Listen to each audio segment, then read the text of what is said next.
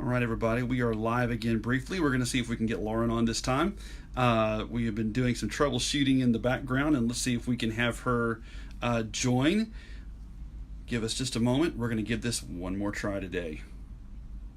There is Lauren right there, and it looks like I will be able to invite her. Lauren, go ahead and just type "I am here," please. There we go. We're going to give it just a second. I'm adding you. You should be. Here we go. Yay! Yay! Woo! Only 25 minutes of late. technology. It's fine. That's great. Thank you for your patience, and thank you so much for thank you for being you. Thanks. All right. So Lauren, this time around we are going to do the interview actually. So let's let's talk about it. So tell me real quick, tell me about yourself a little bit. Tell me just kind of who you are, what you're about, and what drew you to 1128. Sure. So I am a former minister. I was a youth minister at Alta Mesa Church of Christ for about a little over 7 years.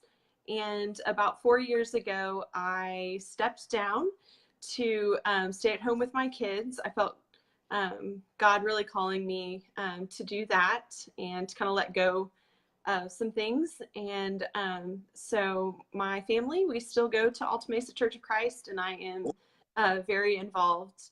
And I have friends who say, okay, you're not like a paid minister, but you're still a minister for how much you do. So anyway, so yeah, that's a little bit of my background. Cool. That's awesome.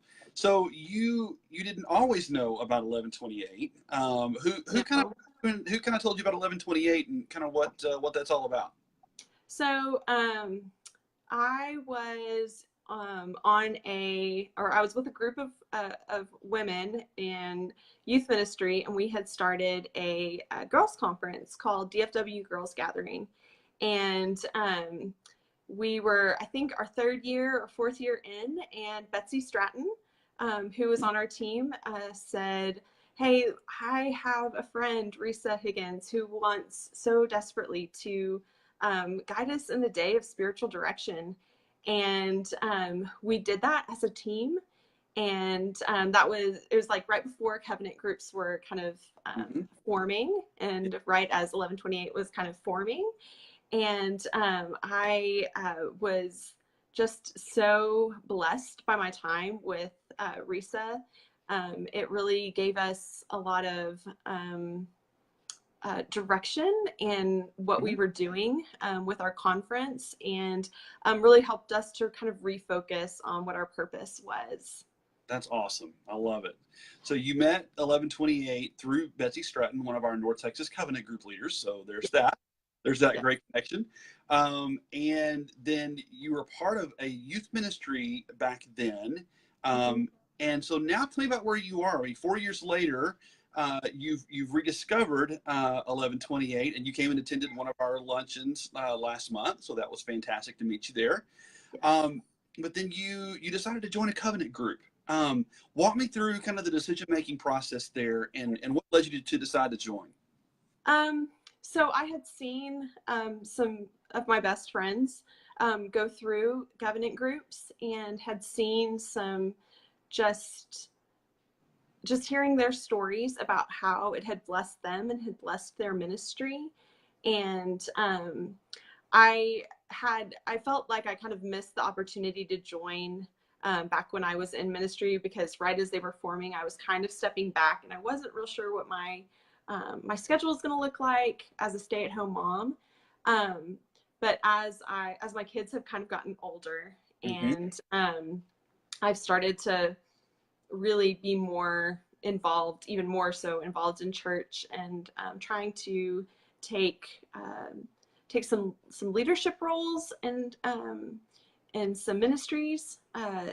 I really felt like myself and our children's minister, Andrea, I just really felt like we should be a part of this group. And so when my friend Kira Hubbard told me that we were going to have that there was going to be this luncheon, I was like, well, send me the information, because I really think that this is something that I'm ready to do, even not being a full-time minister.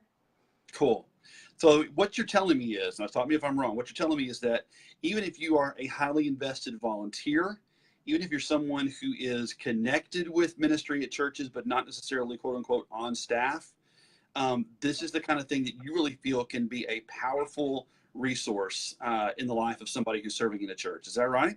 Yes, absolutely. Absolutely.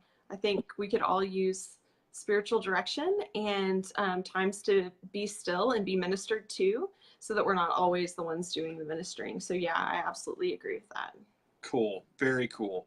So Lauren, you are also raising funds today, and you've got your own little page, and you're really invested in making sure that 1128 is blessed by the generosity of a lot of people.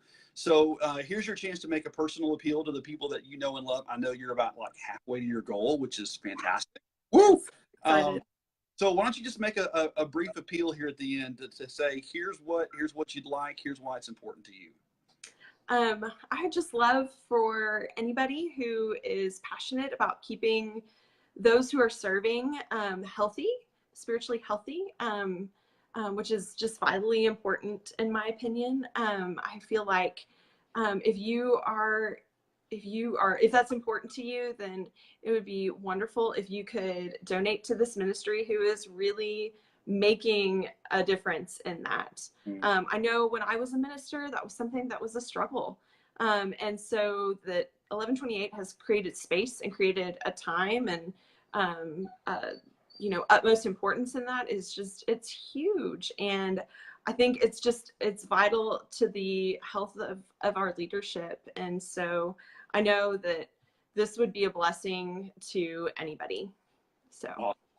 We would love to have everybody who's watching this video either now or when it's recorded later and posted on the Facebook page. Please support Lauren in her efforts to raise money for 1128. Again, it's been a fantastic day. We're so grateful for everybody. Lauren, if you would, please be sure to put your specific link into the comment section on this video so that folks notice to go. And I recommend sharing it on your personal page, tag friends that you want to give, all of that. And I know you'll just blow past your goal today. Thank you so much for being a part of that. Thank you. All right. Thank you. Bye, Lauren.